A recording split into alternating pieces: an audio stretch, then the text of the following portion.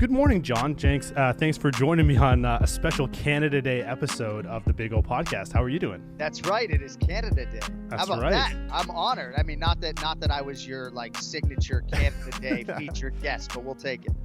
Listen, I'm happy to have you. I'm happy to see the attire that you are wearing right now. Big New England Patriots fan myself, and I see the TB12 hat in the background. Oh, how about that? I should probably turn that around now that he's a Buccaneer, but we'll leave it. It's okay. You know what? We're going to support the guy who made us one of the best franchises in sports history. Wish him the best, but not too much success if it comes at the cost of our Patriots. Right. Now, you are from Massachusetts, am I correct? Yeah, so I lived in Massachusetts the first 30 years of my life. I moved to Connecticut in 2008 when I started working full-time for ESPN. So born and raised in Massachusetts. So wow. No bandwagon jumping from That's right. So it's Patriots and Red Sox till I die, correct? Oh, yeah, and Bruins and Celtics. And there's no allegiance. I do think as you get older, you align with professional athletes and you feel good for certain athletes that maybe aren't on your teams. But for the most part, for me, it's whoever is in New England is the team that I'm going to be supporting. You know, I'm not rooting for – I hope Brady does well. I hope he doesn't get hurt. But if you think I'm rooting for the Buccaneers, there is no effing way I'm rooting for that team. I hope they go 3 and a lot of losses. There we go. Well, I mean, it's a generational thing, right? From the generation of you pick your sports team and that's who you're going to follow, whereas now with fantasy sports and kids just growing up loving players – the allegiance doesn't really matter. They just want their guy to go to a team and win a championship. They don't care where it is. So this is a big week for you, not just because you're ramping up for Fight Island, but you're also celebrating a birthday soon. Any idea what Riley, Tatum, and Hunter have in store for you? Well, I appreciate that, man. I don't know. We'll do something this Friday. It's interesting because in South Florida, they're closing all the beaches, right? And we're all trying to quarantine and socially distance and be responsible and all of that. But you're also balancing that with emotional trauma for your children, if I'm being candid. And my kids certainly have it fine, right? They're surviving, but getting them out to the beach at 8 o'clock in the morning when there aren't a lot of people there can really set up the foundation for a great day and mentally just get them in a better place. So we were going to go to the beach Friday morning super early at 7:30, but the beaches are now closed because they're afraid of a lot of foot traffic. So we'll figure something out. But just buckling up for Fight Island and getting ready for the shows. As you well know, because I can tell you're a student of the game, there's so much prep that goes into a singular one of these live events. And I'm doing the Saturday and then the Wednesday. So I've been, printing up bios all day and just getting myself in a position to succeed so that when I hit that airplane, I'm ready to maximize the prep time. Now, do you hit the same sort of cue card preparation that we see Bruce Buffer does with the color coded and so he knows his tone and pitch, or are you just like a Microsoft Word guy, print it out and spill it out? In my second life, I'm going to come back as Bruce Buffer because it's literally 1/100th of the work. With respect to my boy Bruce Buffer, it takes him 20 minutes or an hour to do his cards. No, my fighter cards, I have a fighter card library behind me of almost 5,000 fighters. Jeez. And I handwrite my cards. I'm a little bit old school. Certainly if there were a fire in my house, I'd be in real trouble because nothing's backed up. Sure. It's not digital. But that's my recipe for success. And I think if it was digitized, it would be easy because I would just make a few amendments on each fighter card and then I would go do the show, maybe watch some film. But this way it forces me to study. I'm back in college where I'm literally having to handwrite a new fighter card. So I take a fighter bio. You can tell I'm passionate about this, but I take a fighter bio and I handwrite the whole thing. Everything that's important on there, I force myself to handwrite. So I'm essentially writing out a guy's UFC schedule, all sorts of different things. I add to those notes during fight week, and it's like flashcards. That's how I study, so that by the time I arrive, not only do I have an open book test and all my notes in front of me, but a lot of that stuff at that point is committed to memory. Now, I'd be remiss not to mention the newest edition, or at least, I mean, it doesn't look like it's the new edition anymore, but certainly made an appearance on Saturday night, the glorious mustache. What inspired that thing of beauty? So I don't know if you or your viewers can see that I have a slight mustache right now or not, but bro, I grow a beard in 48 hours. So for me, I didn't really think anything of it. I oftentimes will have just a straight mustache at home. and then I Right. wake up the next day and I got a beer. I mean, Right. that's literally how fast it grows. So for me, oftentimes when I'm hanging around, I do have the mustache, and I think it was a little bit longer on the telecast, so people noticed it. But now it's like I almost feel like I gotta bring the mustache to Fight Island and make it even more pronounced. But my dad always had a mustache. It wasn't a big deal in the 1980s. It seems in the Right. 2020s it's a little bit of a bigger deal. But as far as I'm sitting here today with Julian Ortiz, I can tell you the mustache is here to stay. Oh, you even got the pronunciation right. I always get people who butcher my last name, so I appreciate that. Now, as I mentioned before, we're knocking on the door of Fight Island. What briefings have you received so far in preparation of your time flying to Yas Island and in Abu Dhabi? So at this point, I pretty much know what the protocol is going to be. I'll try to set it up as efficiently as possible for you. I'm flying to Vegas on Sunday. I'll quarantine in my room there for 36 hours. I will take a COVID test, obviously, when I get to Las Vegas. As long as I'm negative, I'll get on a charter flight. I will fly to Abu Dhabi. I will take a test as soon as I get to the airport, when I get to my hotel room as well. Quarantine thereafter to make sure that I'm clean. And for a play-by-play guy, this is not at all the worst-case scenario because all I do is prep pretty much. I might go out to dinner one time in a non-global pandemic climate, but for the most part, I'm fucking sitting in my room prepping all goddamn day anyway. Yeah. So for me, the quarantine is nothing. And I've never felt more prepared than I did for last weekend's show because I was without children in a hotel room in Vegas, essentially quarantined. Right. I don't even remember how to watch TV anymore. There's nothing to do but prep. So for me, it's not really a big deal. I just think for all of us, we're just hoping that we stay healthy because if we don't stay healthy, not only can we not do the shows, but we might end up stuck in the Middle East for a month. So we're just trying to take care of all the personal protective stuff that we can on our end to make sure that we're healthy enough to do the job.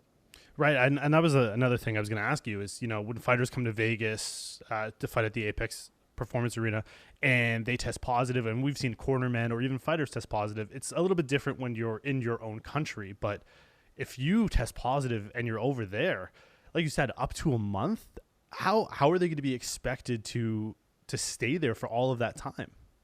It's a great question.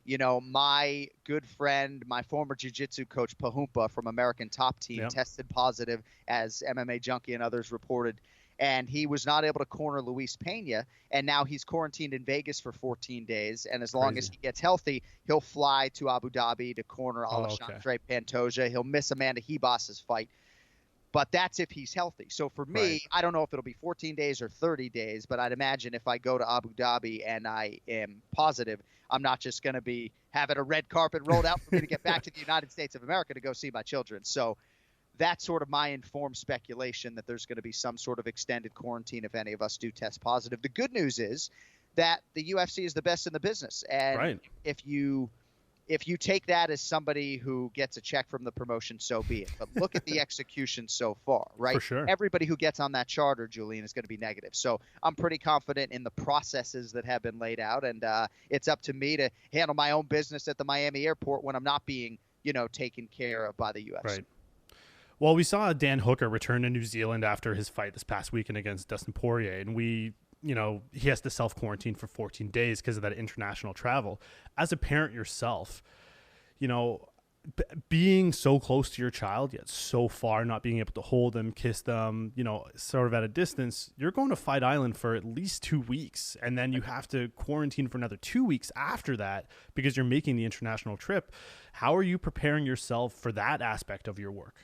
So earlier we were talking about all the protocols, and I told you what I do know. What I don't know is exactly what happens when I return to Miami, Florida, after the trip to Abu Dhabi. That I can't tell you, right? Obviously in New Zealand, Dan Hooker has a mandatory 14-day quarantine. And if that was the case in the United States, I don't believe it is, right? But if that is the case, then I think in the U.S. it's up to the individual to self-monitor, whereas it appears as though Dan Hooker is either just a damn good citizen or he's being monitored by the New Zealand government. And New Zealand was way ahead of all of this and was very restrictive, as you know, in terms of the stuff that Dan Hooker and his teammates are having to do. So I don't know what the quarantine is going to be like when I get back. I will tell you, though, that I can empathize with him a little bit because even coming back from Las Vegas, Julian, a few days ago, I go mask on in the house for like 48 hours. I saw that. Hug my children, and that's my wife's decision, and that's fine.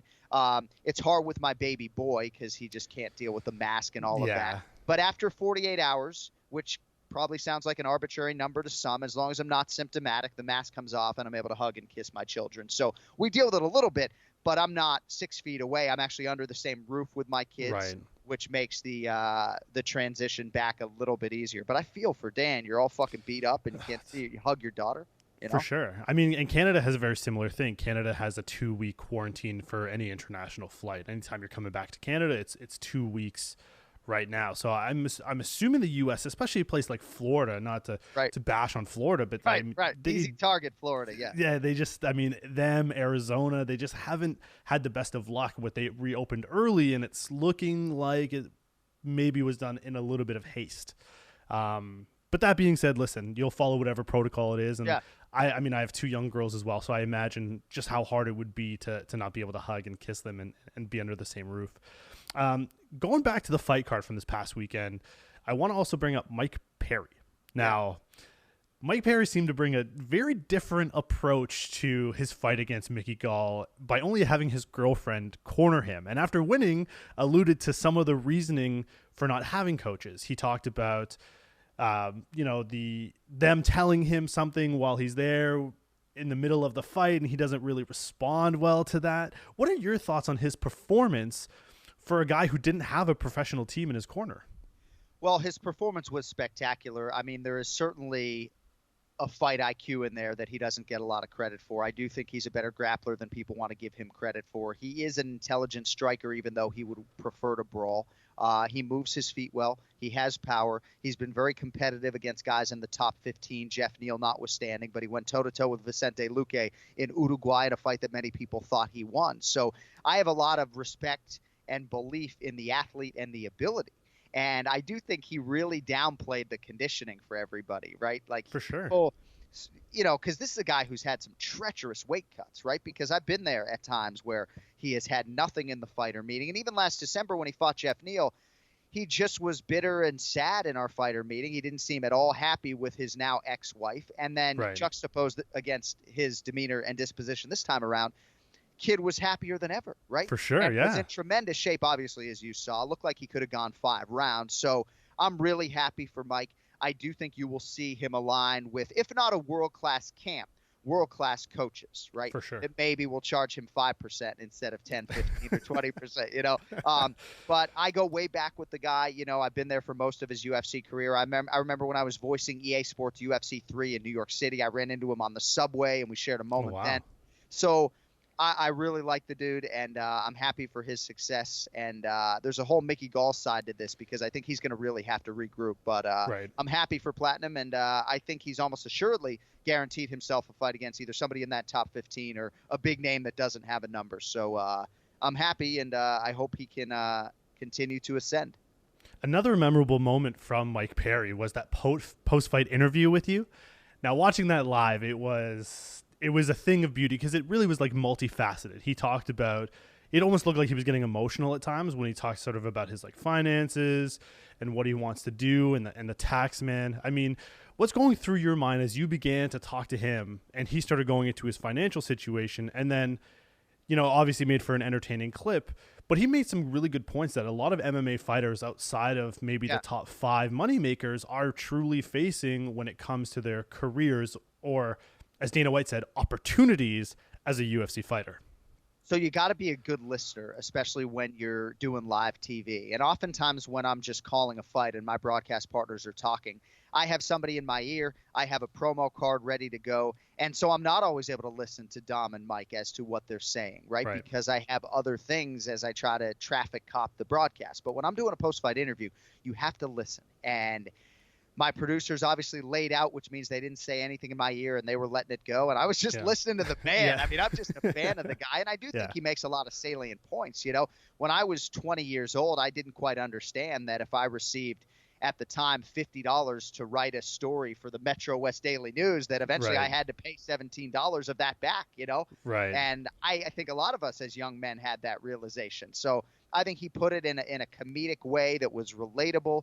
And certainly he maximized the platform as he so often does. But for me in that moment, it's the fighter's moment. And obviously I think, as many people saw, what I should have done was just to shut up, and that's what I did. And obviously he's got plenty to say. He don't need me.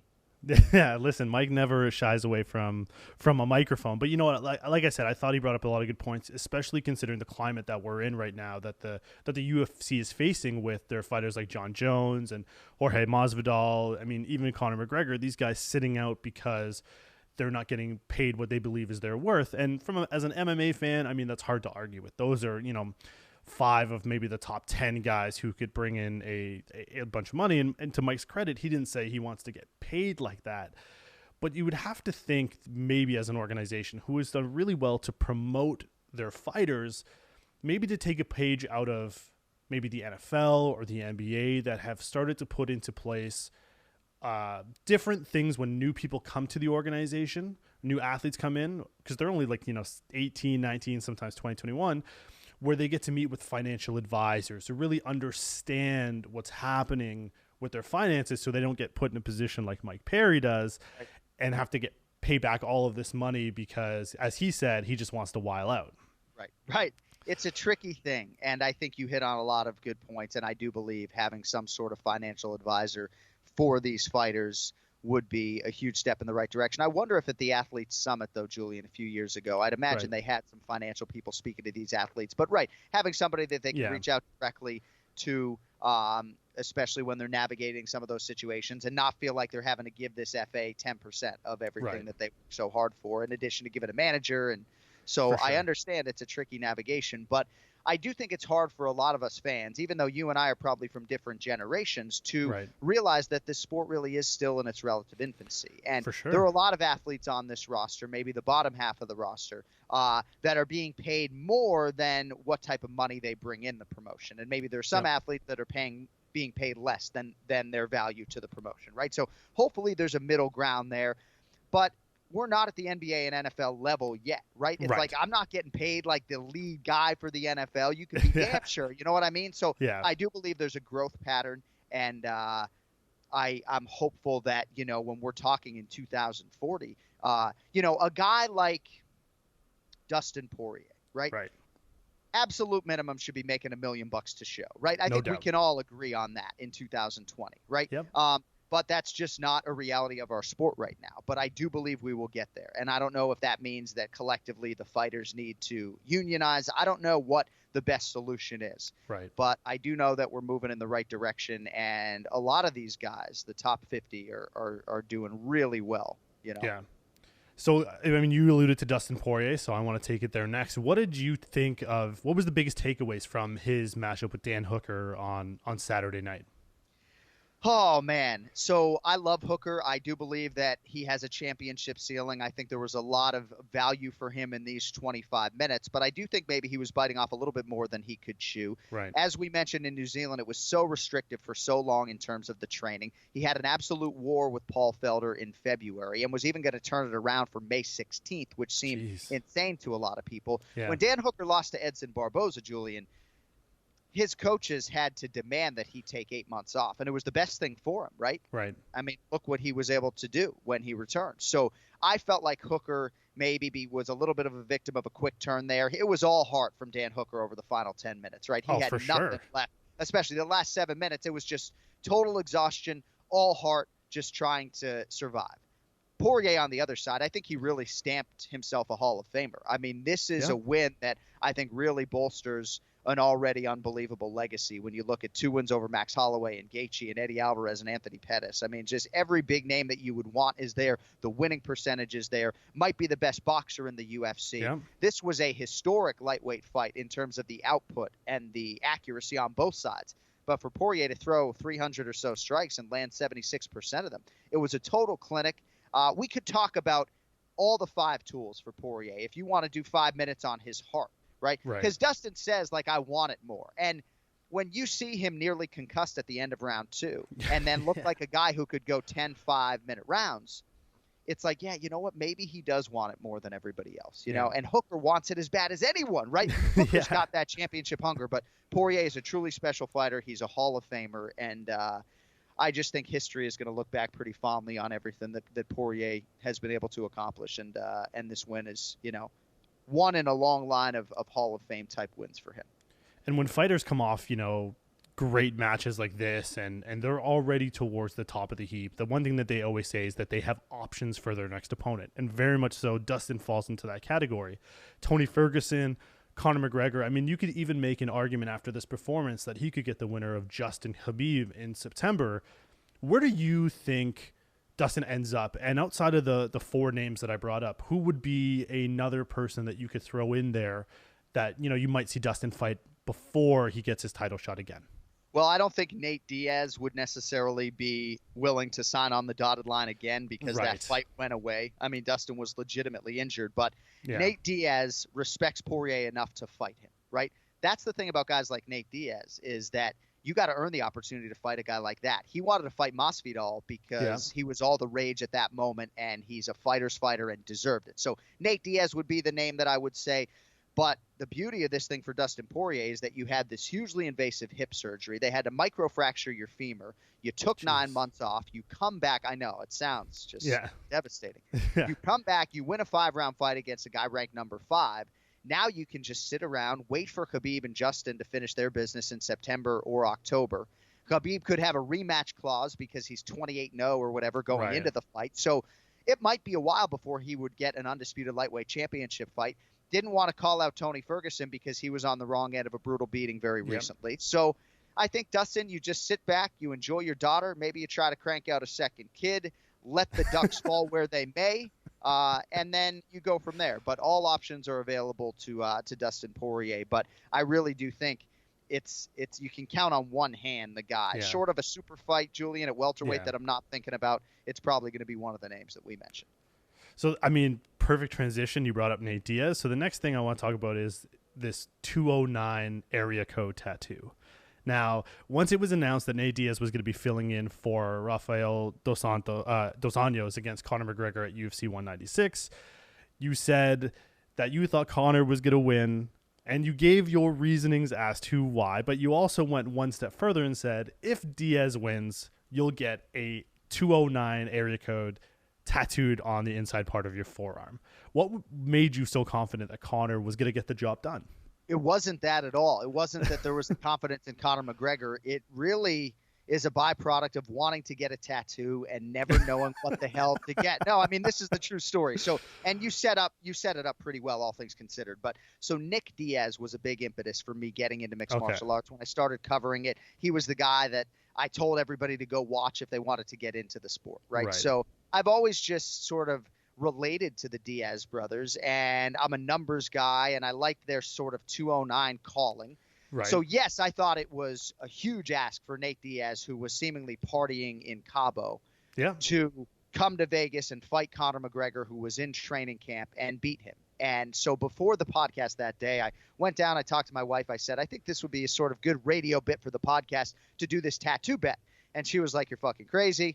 So I called Kenny Florian, and he was like, dude, you're fucking crazy. But yeah, back then I wasn't calling the fight, so I was a little bit more opinionated on the podcast in terms of what I thought the outcome would be. But I thought it was a win-win until it surfaced on Nate's radar during fight week, which I think upset my boss. And I felt like even though that was the most I ever did to help push a pay-per-view, there were a couple hours there where I thought my job was in jeopardy. So I certainly learned my lesson. I will tell you, we did another tattoo bet on the podcast when Ronda Rousey fought Bethe Correia. I was going to get the Brazilian flag tattooed. Nobody paid attention to that one. And of course I didn't get the tattoo because Ronda won, but it won't be the last tattoo bet that we do. It was a lot of fun. It's really fun to look back on. But I will say a couple hours that day where Nate seemed kind of pissed and my bosses weren't happy. It was a low moment. And I will say, too, once it was on Nate's radar, I was getting the tattoo win or lose. So obviously it made it a better story that he won the fight. But even if he had lost, out of respect, I was going to get the tattoo anyway. It's funny you brought up the Ronda Rousey Bethe Correia thing, because that was actually going to be my follow-up to this, is what were you going to get tattooed? Because that was another, famous, win or lose the kind of bet you were going to have. Now, you brought up that you loved Nick Diaz, right? That you gave respect to the Diaz brothers. They're very instrumental in how this game has been changed. I mean, if you look at both those guys, they're not the type of fighters right now that need to fight to earn a living. They're doing so many other things. They fight because they love to do it, which is not necessarily what everyone in the game is doing right now. But after it caught wind to Nate that, you picked Conor at the post-fight press conference, he famously, had some colorful words for you as to, you better make sure that Jon Anik gets that tattoo. Otherwise I'm going to find him. Yeah. Did your relationship with Nate change back to, a place of respect, or does he still hold that animosity towards, because he was pretty fired up? No, if anything, it strengthened our bond. Oh, okay. He asked to see it when I saw him the first time thereafter. So it's all love there. And I will say, too, that if anybody goes and listens to the Anik and Florian podcast and seeks out that episode and hears what I had to say, right? Like, even when my boss, Craig Borsari, called me upset, I said, please do me the benefit of going and listening to the audio where I said, man, this dude's incredible. If he beats Conor McGregor, I'm going to get the 209 tattoo. And you know what? I might get the goddamn tattoo anyway, because he's just such a baller for taking this fight, So it was sort of innocuous. And I think that it just, people grabbed the headline and went and ran with it. And even though it brought attention to our show, that wasn't my desire that it would become like sort of a part of Fight Week, a bullet and part of the Fight Week narrative. Because, again, any play-by-play guy will tell you we're trying to go firmly under the radar. Sure. No doubt. I mean, and that's the thing, right? Clickbait is a huge thing in today's thing, right? So they just say, oh, Jon Anik picks Nate Diaz without all the preamble beforehand. And I mean, like you said, partying in Cabo, Conor famously poking fun at the, the dad bod and the squishiness of the belly. I mean, all signs sort of pointed to Conor being in better shape than Nate Diaz, but people forget Nate Diaz, just for fun, will train for triathlons, right? He's a guy who can come off the couch and still take a beating and still give you back some more. So I'm a big Conor McGregor fan, so I wasn't. It hurt to see Nate win, but I mean ultimately it was a good fight. It wasn't a disappointment. It definitely lived up to what it was supposed to be. Now, you mentioned earlier the role of the play-by-play commentator is definitely harder than your coworkers, in the sense of you have someone in your ear, you have commercial reads, you got to sort of be the, as you said, traffic cop when it comes to everything that's going on in the broadcast. What is your preparation like day of the fight when it comes to prelims, undercard, main card? At what point, like, how much sleep are you getting the night before, and how much day of preparation are you going through? So it's interesting that you're asking this right now, because my call time for UFC 251 in Abu Dhabi is going to be 1 a.m. local time. Ooh, nice. Right? So we've had all sorts of different experiences calling fights in the early a.m. in Australia. Right. But we've never had the first fight be at 3 a.m. local time, which is our reality in Abu Dhabi. So that will change things, meaning that I will sleep most of the day, and on that day maybe I'll wake up and I'll go for a run, but there will be no fight prep happening before I get to the arena that day.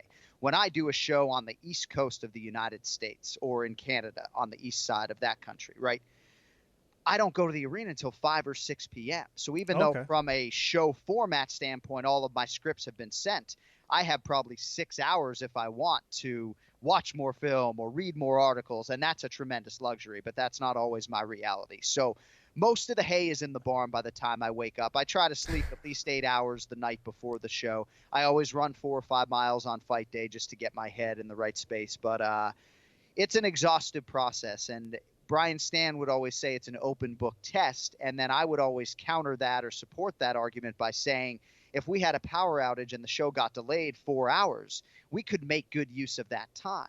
So I think part of a play-by-play guy's anxiety is that you can always do more, right? For sure. There's always more film I could watch. There's always another article out there. I could go listen to Julian Ortiz's podcast before the show, right? You know what I'm saying? So it's like, that's a burden when know that you can't like hit a wall. There really is no over preparation like a fighter over training. I don't see us as being able to get to that point. So I try to treat every show like it's my last. Honestly, it sounds trite, but that philosophy hasn't failed me yet. Well, listen, it definitely comes off during the broadcast, which sort of brings me to the next thing that I want to talk about, and that is some of the best fight calls are the most organic things that happen. Just an explosive, overhand right, knee to the head, submission, things that you just catch you off guard. And it's amazing to hear you and, whether it's Paul Felder, DC, Joe, like all of you guys are really like a bunch of kids having fun calling out this commentary, and it's amazing to watch. And this weekend was obviously no different. But I wanted to give you my 3 favorite UFC calls. Cool. And sort of you tell me what was going through your mind at the time of the stuff happening. So the first one I wanted to start with was Kevin Lee's head kick knockout over Gregor Gillespie. What right in front of the broadcast team too? What were you feeling? So I have a close personal relationship with both of those guys, but particularly with Gregor. And bro, your friend literally right in front of you, drooling all over himself, twitching on the canvas. That one was particularly violent. Right. You know, I guess my first thought is, man, thank God I wasn't looking at my notes when that all went down. Because, again, it's like sometimes you are caught looking at your notes. And thankfully we didn't miss that one. But, yeah, I can't remember. And I'm glad you started with that one because I can't remember a more violent knockout happening right in front of us than that one. I would say 85, if not more % of the time, I'm watching the monitor, you know, because that is what is being transmitted to everybody back home, and I want my call to dovetail with the exact angle that the audience at home is seeing. But you couldn't help but look up after that. And I guess too, I just would say that contextually for Kevin Lee taking that fight that a lot of people thought he shouldn't with his back up against the wall, so much respect for him producing that result against an undefeated guy. For sure. Probably the knockout of that year for me. I mean, best facial expression probably was Megan O'Leary. She had that like taken back as it like right in front of the cage. Yeah. All right. So the second one I want to talk about, Amanda Nunes going toe to toe with Chris Cyborg, just throwing haymakers and ultimately becoming the greatest, the GOAT of female MMA. What was it like during that time? That is probably the most animated that Joe and I have ever been collectively. There have been times where maybe one of us is at the height of like when Francis Ngannou knocked out Alistair Overeem. Yes. Joe was concerned for a man's vitality. Right. You know? Joe was concerned that Alistair Overeem was deceased. Right. Right. Whereas I was maybe just going bananas. Right. But in this moment with Nunes and Cyborg, it sort of crescendoed. Craziest that broadcast booth has ever been. And Cyborg, of course, hadn't lost since 2005. So the historical component, the way it all went down was as exciting a moment as we have had in that booth for sure. So the final one I want to bring up is my number one for like a multitude of reasons. Electric finish, 0 to 100 literally in seconds. And the best part for me is you're not even able to finish the official sponsor of the fight clock before it was over. And that's Jorge Masvidal's flying knee knockout of Ben Askren. It's one of probably, I would say in the ESPN days, the number one clip that they'll probably go to when it comes to that kind of thing. It wasn't too violent. The result was definitely violent, but you know, just chassing to the side, flying knee knockouts. What was going through your mind as you're trying to get out that Modelo is the official sponsor of the fight clock, and then all of a sudden it's over? I looked up with a millisecond to spare and was able to see the knee land flush. But this is probably the one that I'm most proud of because you're not expectant that something like that is going to happen, and yet you're still charged with providing a call that is going to withstand the test of time. Right. And I don't just hit a button with my shtick at the end of the fight, right? I am trying to make all of these calls organic. So, game bred was sort of like game over for me, but Askren was stiff as a board. I mean, seeing a human being stiffen up like that, and that was close to right in front of us too. I mean, it was across the octagon, but that felt very visceral, and thankfully I think our call sort of dovetailed with the moment. But that, I mean, it's incredible. I don't even know how to put it in words to you, Julian. I did Bellator season 1, so I go way back with Jorge Masvidal. I live in South Florida, so I know what he means to Miami and the 305, and all of us down here just consider him the superstar of superstars. So for it to be him was just an incredible moment. And again, on the other side, I fought for years with Joe Silva, as Rogan did, to try to get Ben Askren in the UFC. So it was a little bit sad as far as that was concerned. But hey, that was an undefeated fighter, right? Just so many layers to it. But game bred, man. Game over. Man, one of my favorite parts about that call was the fact that, you're describing what's going on. You're giving the fight clock, and then like you said, you get that millisecond to sort of respond, and then you're giving the what just happened. Joe just says, wow. Yeah. Wow. That's all he's saying. And then Paul Felder is jaw to the floor. He doesn't even actually get a single word in during the entire fight. I mean, it's probably one of the most memorable things that I'll ever remember. Is it in your top 5 memories of calling any fights for the UFC? Yeah, and you're jogging my memory even bringing up Kevin Lee and Gregor Gillespie, because oftentimes I'll be asked, what's your favorite call? And it's hard to just think of one in the moment. Edson Barboza knocking out Beneil Dariush, I think, is one that comes to mind for me, or Marlon Moraes against Jimmy Rivera, where all I had to say was Marlon Moraes by knockout, right? Yeah. Sometimes that's all you need to say. But yeah, the game bred one is up there. And, part of the reason why Felder might be quiet or Rogan might just say, wow, is because ultimately there is a little bit of a directive when the fight ends. Right. They're supposed to let me cap it for 3 or 4 seconds and then chime in. More of a traditional American football role where the play-by-play calls the action and then the analyst chimes in with the why and the how. So I think part of the reason why Felder isn't saying anything is because he's giving me that real estate graciously to call the end of the fight. But definitely top 5, if not number 1 for me. Awesome. And so we mentioned this at the earlier part of this episode, and we talked about, Dana White's role really in trying to get something restarted when the world was shutting down, and got a lot of criticism, not just from some fighters, but from other organizations. I mean, he's had his famous beef with Bob Arum and Oscar De La Hoya, but I mean, the proof is in the pudding. He's been able to put on, I think I read somewhere, it might have been your Instagram post actually today, 20% of the year's live schedule by May 9th has already been done. He has been able to secure locations. He's been able to get fights going and really make fights as entertaining as possible by getting big names. Maybe a few more big names on the same card than he would have normally done it, try to sprinkle it out, because I'm sure he knows in the back of his mind that there's no guarantee that he's going to be able to have fights next week or the week after. So you might as well get your product the best it can be and then put it out there. What can you say about the job that Dana White has really done for both the organization and giving the fighters an opportunity during this time? Well, I appreciate the chance to talk about it, because I don't know that it can be overstated how impressive it is that we've been able to do from May 9th to July 27th. Forget what happened in January and February and early March. From May 9th to June 27th, we've done 8 live events. Yeah. That's 20% of our live event schedule for the whole year. And yeah, there have been a few positive tests here and there, but the protocols have been great. And as I said at the outset, and I have more respect for the virus than probably any one of my coworkers, if I'm being candid, right?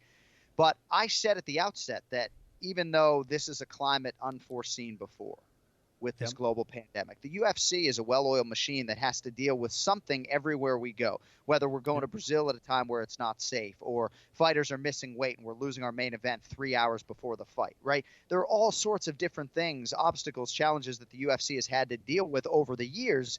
So I felt like back in March when shit hit the fan that, well, if any sports organization was going to figure out a way to do live events in this climate, it's probably the UFC, because they have so many things to deal with on a week-to-week basis that maybe the NBA is not dealing with. So I would encourage the other sports leagues to take a long, hard look at what the UFC is doing, because I know they are dealing with different things, and maybe in some cases more athletes or athletes in closer proximity. They have teams, which we don't in theory, even though I could dispute that a little bit with corner men and women. But for sure. We've executed largely without a hitch, and a lot of it is just about being bullish and being willing to fail. And a lot of these organizations were so fearful of failure that they didn't start thinking about action, and that passivity has delayed them immeasurably. Well, it's interesting because this morning it was announced, it's rumored to almost be finalized, but you said you're a Bruins fan, and I'm interested to get your opinion on this, that the NHL is going to restart with 2 hub cities for games. And it turns out both of those cities are actually in Canada. As of right now, it stands that it's going to be Toronto, Ontario, and Edmonton, Alberta. Wow. I mean, that's pretty big. And I mean, it's kind of understandable in the sense that the U.S., there are some states that are just having large spikes in numbers. And Canada, for the most part, has been pretty good when it comes to that. They have facilities here. What are you going to think watching your Bruins potentially go toe-to-toe with my Toronto Maple Leafs at some point in the next, couple of months? Watching them in, Canada, is it going to affect how you watch it? Or are you going to tune it in just because you want to see your team win? Like, how's the NHL restart going to affect you specifically? Well, it's very interesting. I don't have as much time to watch as I did before, and I'm going to be in Abu Dhabi at least once, if not 2 or 3 more times in theory the rest of the way this year. So I don't know how much I'll be able to actually watch, but I'm excited, right? I mean, the Bruins obviously were the only team to 100 points when the season was shut down, so they have a great chance to win the Cup. I'm certainly glad that they didn't just give the President's Trophy winner at midseason the Cup, right? I mean, I'm glad there's going to be a playoff. But I got to be honest with you. We were talking off air about getting older as a sports fan and how maybe you root for athletes and allegiances. The Toronto Maple Leafs, right? This may sound crazy from a Boston Bruins fan, right? But like, I would love to see the Leafs win a Cup, right? Because the Bruins went from 1972 to 2011 without winning a Cup. I feel like it's the hardest pro sports championship to win by far. I think it's so much harder to win the Stanley Cup than to win the Super Bowl, right? It really is. For sure. Oh, 100%. Three playoff games, right? Instead of got to play 25s, and they're all at Game 7, right? So I have a lot of friends in Canada. I have a lot of support in Toronto, and I would love nothing more than to see the Maple Leafs hoist the Cup. Not this year necessarily. I mean, it's certainly going to be weird, seeing the Bruins, out there regularly, but I have no ill will. I mean, now, if you want to talk about the Habs, the Canadians, it's a whole different conversation. Yeah, it's a whole different conversation from both sets of our teams. But I definitely don't know how Torontonians would feel seeing a Boston Bruins team hoist the Stanley Cup at Scotiabank Arena. That might hurt just a little too much considering the recent history that we've had with them. And I totally have, with respect to that recent history, right? I mean, is there anything better if you're the Bruins than hoisting the cup in Vancouver on road ice? Right? No, for sure. Most I've ever paid for a sporting event ticket in my life was to see the Bruins and the Canucks, and I think it was Game 6 in Boston before going back for Game 7 in Vancouver. But nobody has more respect for the Stanley Cup and how hard it is to win than me. The Bruins own Canada. Now I know you're pressed for time, so I'm going to get you out here real quick. Where can people find you on social media? It's Jon _Anik, JON_ANIK, and AnikFlorianPodcast.com if you want the podcast as well. Yeah, if you aren't a subscriber yet to the Anik and Florian podcast, it's absolutely phenomenal. Get on that, available wherever you get your podcast. Thank you, Jon, for joining me today. It's my pleasure, man, and we got to have you on our show as well. I can tell you have a lot to offer, and I wish you the best with the show and everything else and the 2 little girls, man. Awesome. Thank you, brother. I'm your host of the Big Old Podcast, Julian Ortiz. Thank you for watching and listening. Bye, everybody.